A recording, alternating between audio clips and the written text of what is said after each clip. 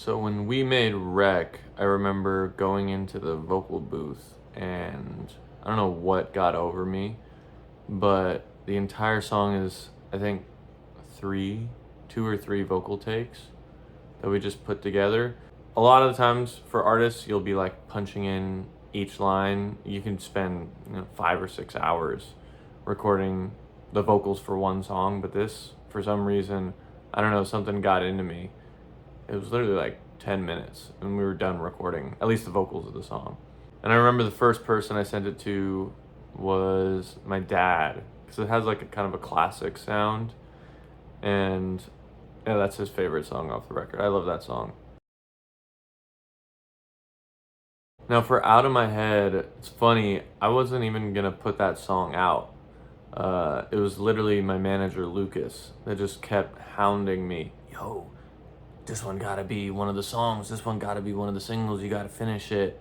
It was sitting as a demo on the folder of songs for like 3 years.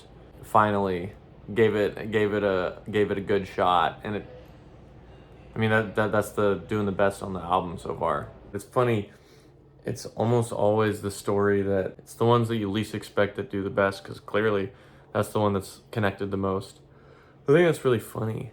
You never really know when you're kind of in the middle of it, when you're creating even a body of work, a song, you never really know what people are gonna connect to, what people are gonna like. A lot of it's kind of just in the hands of the universe.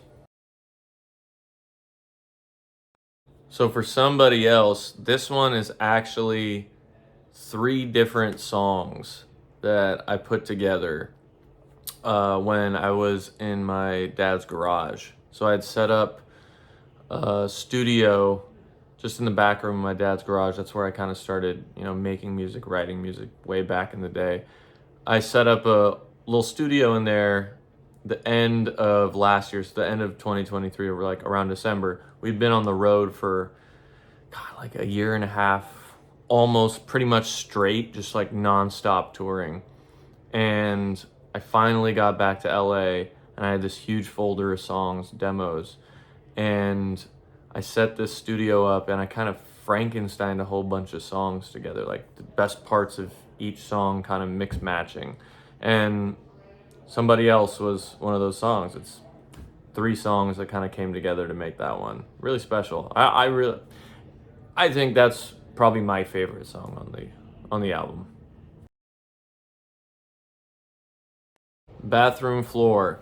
Same thing. This is another Frankenstein. I think it was like 3 different songs I kind of threw together. I programmed the drums when I was in that garage, and I AI ripped vocals from 3 different songs of mine. I didn't even have the files for each of the songs. I just went on an AI stem ripper, and a lot of the distortion that ended up on the final record isn't really distortion, it's just artifacts left over from the sounds, the files that the AI ripped out. So it's like all the vocals I didn't re-record, the guitars I didn't re-record. That's why they kind of sound a little weird and digitally. It's because I literally just AI ripped them off of my own songs.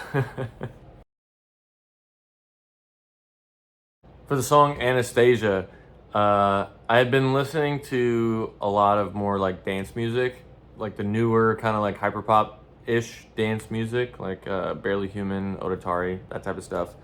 And I wondered, I was like, what would it sound like if I brought this into my world? What would that be? And me and my friend Pink Slip, who's a producer, that was our idea of what that would sound like. I want to do the drop is just absolutely nuts. You're not expecting it. That's the one. We haven't gone on the tour yet. That's probably one of the ones that I'm the most excited to play live. Want to Feel Something, that I remember I was in, I don't remember what exactly had happened that day or the day before, but I remember just feeling the weight of the world just like crashing down on me. And I was kind of thinking about, you know, through my life, I had been attracted to all these things that maybe, you know, weren't the best for me, but those things have this like adrenaline rush. You feel alive when you're making those bad decisions sometimes. It's not the best for you, but you feel something, right? It's kind of a remedy to the nihilism that really can destroy your life. Like the root of depression, I feel like, is really just nihilism. It's like you don't have the reason to keep going. If you feel something, right, at least that's better than nothing.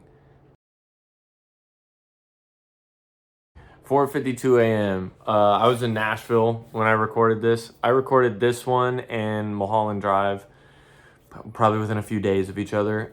And what I was kind of like going through at that time was this cycle of extremely short-lived relationships or flings or whatever. And I was just, you know, yearning for someone that would just stay, something that felt real, right? And that's what the lyrics of the song are talking about. You could stay or you could go, but if you stay, I'm not opposed. That's like the bridge. I don't know, I guess I was just lonely.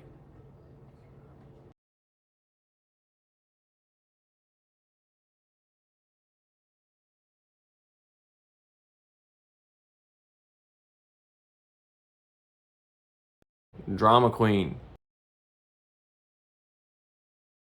Mulholland Drive.